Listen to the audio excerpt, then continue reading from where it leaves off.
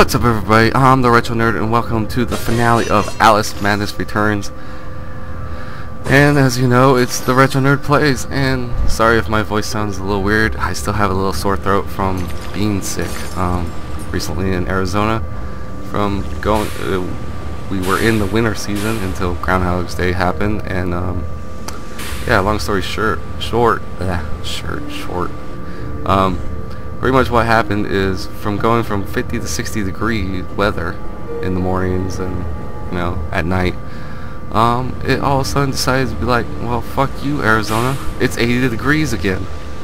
And so it kind of messed with my body, and you know how weather changes, if drastic weather changes like that affects people. Well, it affected me, and I got sick. So yeah, sorry about my throat.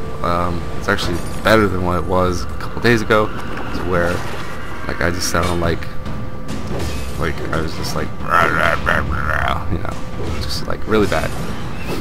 But anyways, so we're on the finale of Alice Madness Returns. We're going to conclude this series finally after, I think it was like 39 episodes. I thought it was going to go for like 50, and I was like, oh dear God, I beat it in 39 episodes. It's just because the reason why it took longer episodes is because I started shortening down the episodes to where if I do a Let's Play, they're anywhere from 10 to 20 minutes long, except for like Life is Strange, because I don't want to break those up. I'd rather just be one whole episode done and done, and let them be an hour long. So if you want to watch, if you have an hour to kill, or if you're just bored, or if you just need something to listen to while you're sleeping, because some people like white noise like I do. That's why I just turn on like Achievement Hunter and stuff from old Let's Plays and just watch them until I fall asleep. But yeah, so that's the reason why it took about like 39, because if I did it in the old formula where it was like 30-minute long ones, yeah, I would have been done a lot sooner with those. But anyways, guys, so let's get on to the whole deal. If you remember when I posted the first episode to this series, I said I was dedicating this to my friend, who is someone I consider to be like a sister to me, and her boyfriend is someone I consider like a brother to me. My sister's name is Nicole, and I am the uncle to her and my brother's lovely daughter, Vitani, which around that time, as you all know, I was supposed to have a kid, and long story short, it turned out it was not my kid, it was someone else's. And so, you know, they sort of felt bad because they do not like my ex. But anyways, they sort of felt bad about the whole thing.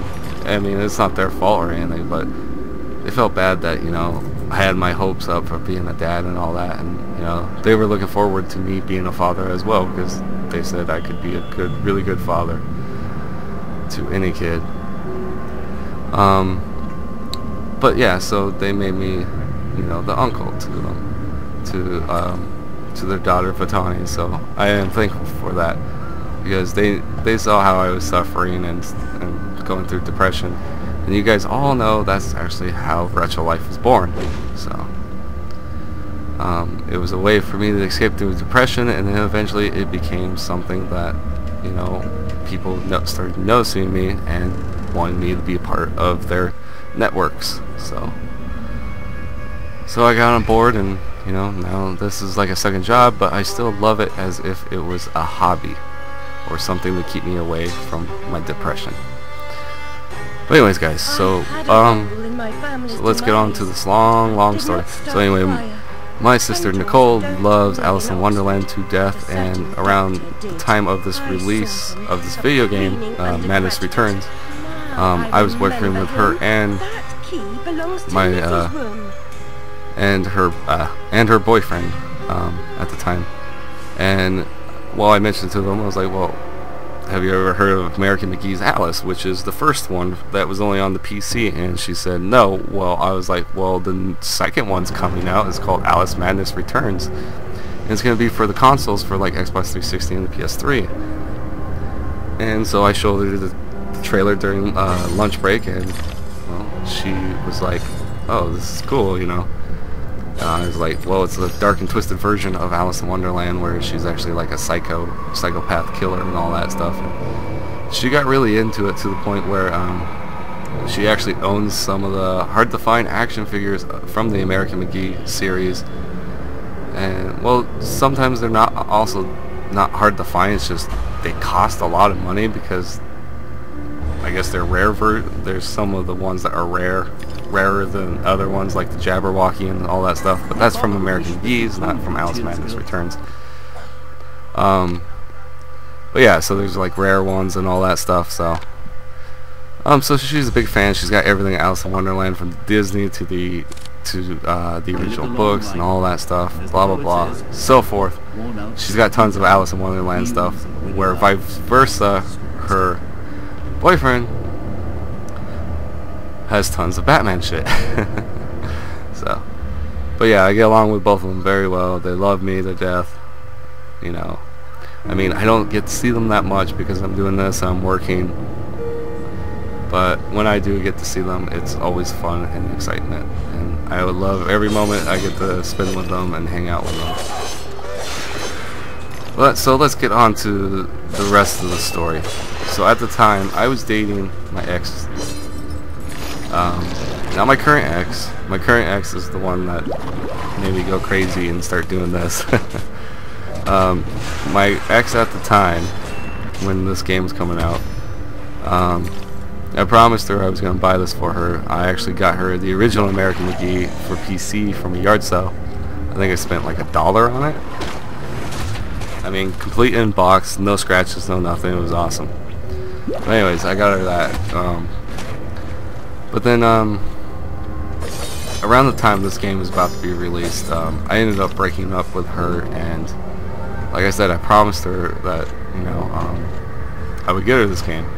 Well, also at that time I started dating my current ex, and she was also a big fan of Alice. Both of my exes were like big fans of Alice in Wonderland.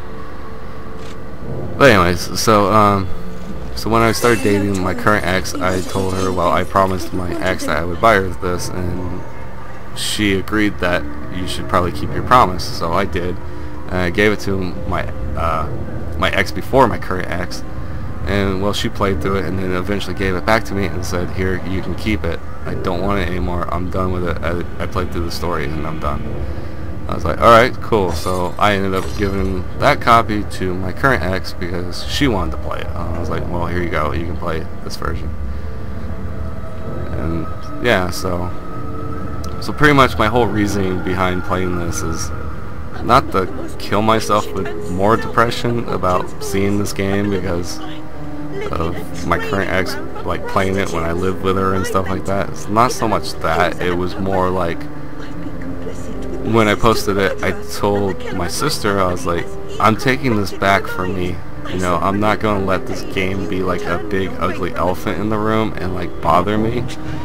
I was like, I'm taking it back. You know, I'm standing my ground and I'm not going to let it bother me. And it didn't. And I was happy that it did not bother me anymore, that, you know, seeing this game, you know, didn't bring back any memories or anything like that. It's just, I beat it and I refound my love for the game where I could enjoy it and have fun with it, and I'm happy that I was able to do that again and be able to enjoy this game.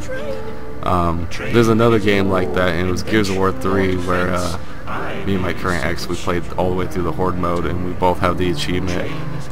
And that achievement bothers me sometimes, but sometime down the road I will be playing Gears of War 3, but that's after I play 1 and 2. But I will be playing Gears of War 3 to take it back, like I said, for me. Because I'm taking these games back. I'm not letting that bother me or let the depression conquer me in that way. So I'm taking it back for me, and for anybody else that's ever had this kind of problem where something's bothered them because of depression. Like, you know, you seen going to a certain restaurant, or seeing a certain movie, or seeing a certain character or something like that. You know, I'm not letting that bother me anymore. Well, except for R2-D2, because who the fuck? I mean, everybody likes R2-D2. That just bothers me because it's like, oh, that's a generic answer for someone that fucking watches Star Wars. Oh, I like R2-D2. Everybody fucking likes R2-D2. That's my current ex. my current ex likes R2-D2 in Star Wars. It's like everybody likes R2-D2. Everybody likes Han Solo. I mean, those are the most generic answers. It kind of makes you think, it's like, are you a Star Wars fan? Because all you said was like, you like Han Solo and you like R2-D2 and blah blah blah. But whatever, I'm just getting off of that. But yeah, I'm taking it back. I stood my ground. I've done this for 39 episodes. I think I won this battle. And it's a good battle to win. I mean, this is a fantastic game. It's awesome. It's really well written. I mean, the combat's stellar. I mean, there's some things that seem like you're just doing stuff over and over again. The puzzles are challenging, but not hard, but challenging. That's what you want. And it's a fantastic game, and I enjoy it a lot. And I can't wait actually to play through American McGee's Alice. So be expecting the first one sometime soon, hopefully. Anyways, guys, I've been the Retro Nerd, and I have defeated my depression from this game. I've conquered it, and I'm taking this one back for us. All of us that have ever suffered this problem. Retro Nerd out.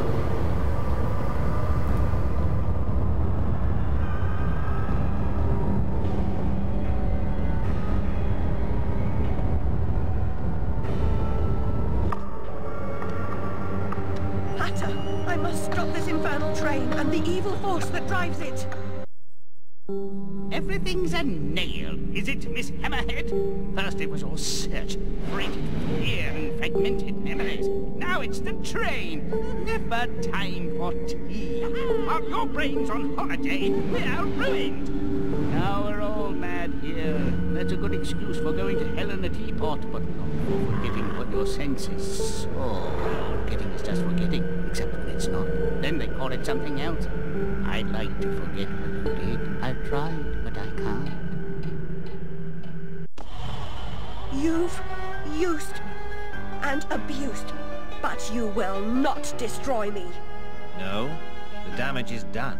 The old Alice and her Wonderland retreat are demolished. You can't even recognize what's happened, and you're powerless to change it or move against me. I've made certain of that.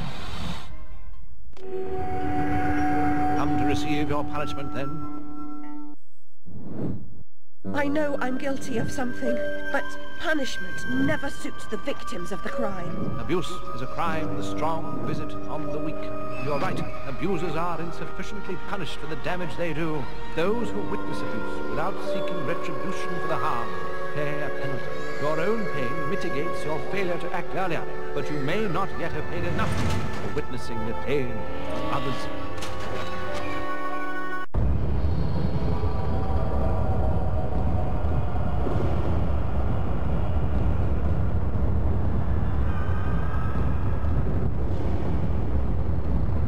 You corrupted my memories, but you failed to make me forget. I could have made you into a tasty bit. Clients out the door waiting for a piece from a raving, delusional beauty with no memory of the past or no sense of the future. But you wouldn't forget. You insisted on holding on to your fantasies. You're mad, like your sister. Don't speak of her. You didn't know her. Your sister was a tease, pretended to despise me.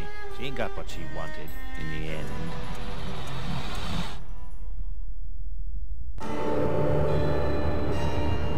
My Lizzie, what is this train's destination? Madness and destruction. You shouldn't ask questions you know the answer to. It's not polite. And that noise wasn't Lizzie talking in her sleep. Oh, no. Oh, poor Lizzie. And there are no centaurs in Oxford. Make your survival mean something, or we are all doomed!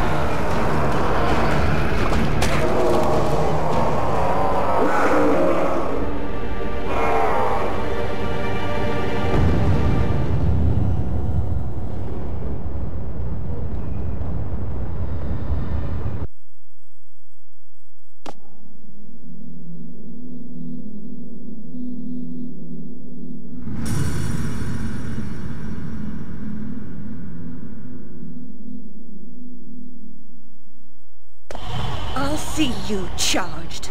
In prison, some half-wit bruiser will make you his sweetheart, and then you'll hang.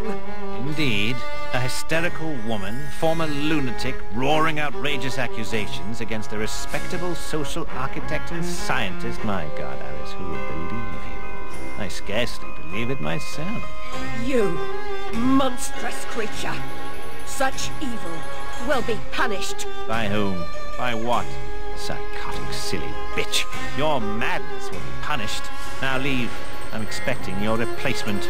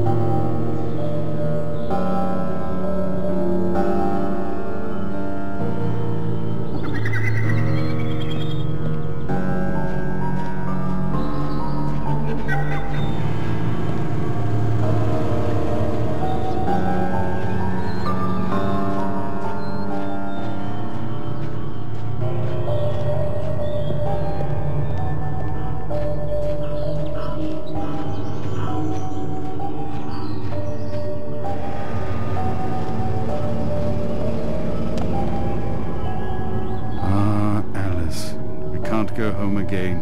No surprise, really. Only a very few find the way, and most of them don't recognize it when they do. Delusions, too, die hard. Only the savage regard the endurance of pain as the measure of worth. Forgetting pain is convenient. Remembering it, agonizing. But recovering the truth is worth the suffering. And our wonderland, though damaged, is safe in memory.